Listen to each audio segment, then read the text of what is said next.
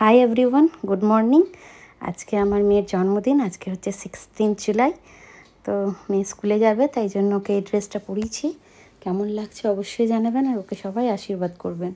School থেকে এসে স্নান টান করে নিয়েছে, এখন খেতে দেবো। মানে এই রান্নাগুলো আমরা করেছিলাম, ভাজা ভুজি তরকারি, চিংড়ি মাছের মালাইকারি ছিল, খাসির মাংস ছিল, আলু পোস্ত, ডাল।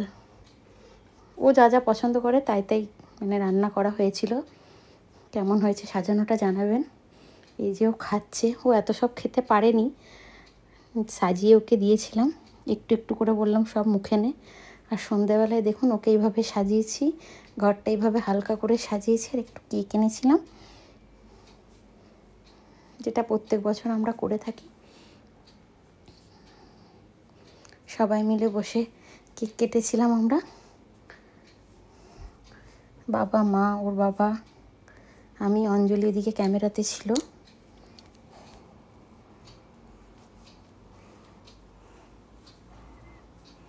প্রত্যেক বছর এইভাবেই সেলিব্রেট করি ওর বার্থডেটা আমরা।